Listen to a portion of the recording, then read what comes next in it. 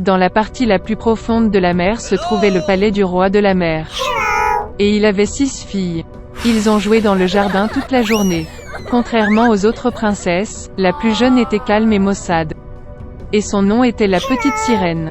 Surtout, elle adorait écouter des histoires sur le monde des gens.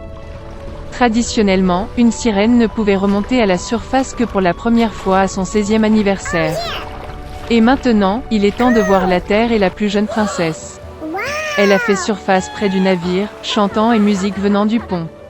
C'était la première fois que la princesse voyait le navire. Dans la cabine du navire, la petite sirène remarqua un beau prince. Pendant longtemps, elle ne put le quitter des yeux. Soudain, une violente tempête a éclaté en mer. Le navire du prince a heurté un rocher et s'est brisé en morceaux. Dans l'obscurité totale, la foudre a éclaté et la petite sirène a vu le prince tomber dans la mer. Elle l'a sauvé en le ramenant à terre. Bientôt, le prince a été retrouvé par une fille qui passait. Quand il s'est réveillé, il lui a souri et l'a remercié de l'avoir sauvé. La petite sirène est devenue triste que le prince ne sache même pas son existence. Elle a plongé dans l'eau et a nagé. D'après les histoires de son père sur les gens, la petite sirène savait qu'il considérait la queue de poisson des sirènes comme laide. Par conséquent, pour plaire à une personne, il fallait acquérir 2 jambes.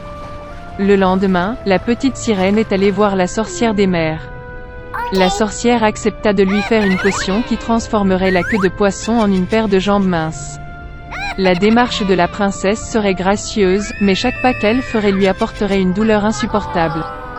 Et si le prince en épousait un autre, la petite sirène se transformerait en écume de mer. En retour, la sorcière a souhaité prendre sa merveilleuse voix de la jeune fille. La princesse était prête à tout pour être proche du prince, et elle accepta.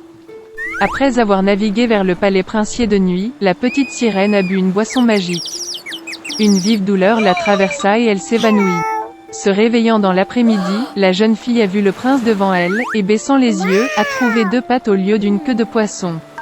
Le prince a essayé de savoir qui elle était et comment elle est arrivée ici, mais la petite sirène ne pouvait pas parler. Malgré sa démarche aérienne et sa belle danse, elle ressentait une douleur terrible dans ses jambes. Le prince s'attacha de plus en plus à la petite sirène, mais la traita toujours comme une petite fille douce. Il ne lui est jamais venu à l'esprit de faire d'elle sa femme. Une fois que le prince a admis que son cœur est occupé par celui qui l'a sauvé il y a longtemps sur le rivage, ils vont se marier. La petite sirène était très bouleversée, mais ne pouvait pas lui dire la vérité. Au moment du mariage, le prince a invité la petite sirène à accompagner les jeunes mariés en voyage de noces. Une luxueuse tente lune de miel est étalée sur le pont du navire. La petite sirène avait une dernière soirée pour être avec celui pour qui elle avait quitté sa maison, donné sa voix merveilleuse et enduré des tourments sans fin chaque jour. Mais il ne les a même pas remarqués.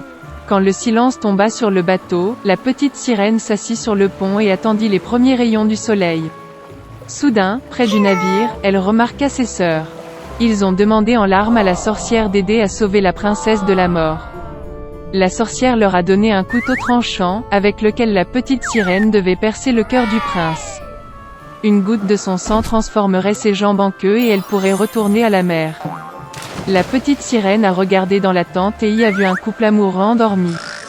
Elle n'a pas trouvé la force de prendre la vie du prince et a jeté le poignard dans la mer. De chagrin, la petite sirène se jeta à l'eau. Mais la gentillesse de la princesse a fait fondre le cœur de la méchante sorcière. La sorcière a annulé son sort et la petite sirène avait à nouveau une queue de poisson au lieu de jambes humaines. Il y a longtemps, le pauvre Ali Baba vivait avec sa femme Zénab dans un pays lointain de l'Est.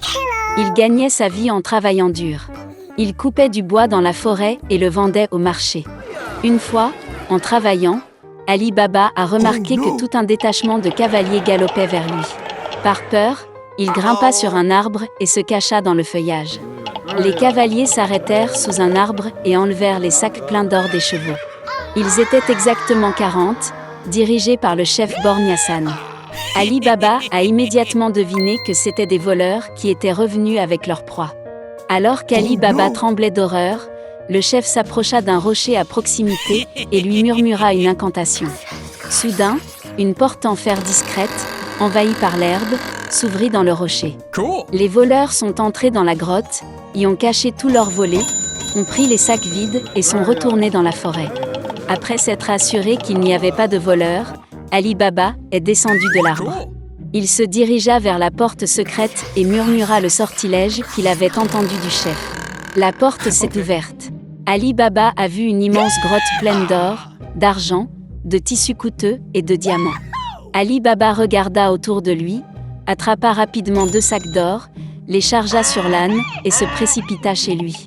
Revenant à sa femme, Ali Baba lui montra les sacs d'or. Ravis de la richesse, ils ont commencé à compter les pièces. Mais le couple n'a pas réussi, car il y avait trop de pièces. L'argent aurait dû être mesuré avec une tasse spéciale, mais le pauvre Ali Baba ne l'avait pas. Ensuite, Zainab a décidé de prendre la coupe du riche frère d'Ali Baba, Kazim. Kazim lui-même brûlait de curiosité. Il ne pouvait pas comprendre pourquoi le mendiant Ali Baba avait besoin d'une tasse à mesurer pour l'or. Par conséquent, il a enduit le fond du bol de miel pour savoir exactement ce que les époux mesuraient. Quand Ali Baba a rendu le bol, Kazim a remarqué que les pièces d'or étaient collées au miel au fond. Il s'est rendu compte qu'Ali Baba lui cachait la richesse. Puis Kazim est venu vers son frère et a menacé d'informer le roi de lui si Ali Baba ne disait pas toute la vérité. Ali Baba, effrayé, a parlé à Kazim des voleurs, de la grotte et même du sortilège qui ouvre la porte secrète. Le matin, Kazim prit 10 ânes et se dirigea vers la grotte. Après avoir jeté un sort, il entra. La richesse incalculable de la cache tourna la tête de Kazim. Il a longtemps dansé parmi l'or et les pierres précieuses, bourrant ses sacs de pièces de monnaie.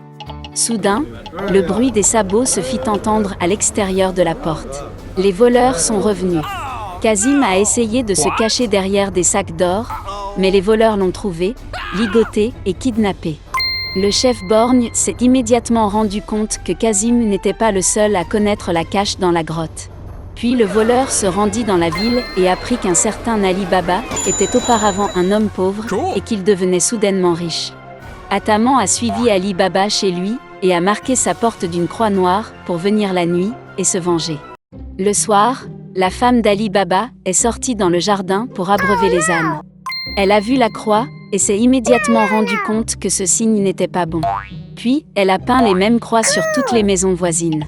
La nuit, les voleurs sont revenus et ont vu que toutes les portes étaient marquées d'une croix noire. Ils n'ont pas pu trouver la maison d'Ali Baba. Leur plan a échoué. Le lendemain, le chef accrocha 40 grosses cruches aux ânes, y cacha les voleurs et partit pour la ville. Au bazar, il a fait semblant de vendre du beurre, et il a lui-même retrouvé Ali Baba. Quand la nuit tomba, le chef frappa la maison d'Ali Baba. Le voleur a demandé à passer la nuit, et a offert en retour de présenter 40 grandes cruches d'huile. Et Ali Baba était d'accord. Il reçut cordialement le chef, et permit même de conduire les ânes dans la cour. En préparant le dîner pour un invité, la femme d'Ali Baba a remarqué qu'il venait de manquer de beurre. Puis, elle est sortie dans la cour chercher l'huile que leur invité avait apportée. Mais soudain, dans les cruches, il y eut un bruissement et un chuchotement de voleurs. Puis, Zainab a couru à la cuisine, a attrapé une tasse d'eau bouillante et l'a versée sur l'un des voleurs. Il a eu peur, a crié, a sauté de la cruche et a couru vers les montagnes. Tout le détachement se précipita sur lui avec effroi. Se rendant compte que lui aussi serait bientôt découvert, le chef a couru hors de la maison et a disparu sans laisser de traces. Et Ali Baba et sa femme ont vécu heureux pour toujours. Et les voleurs ne sont jamais revenus.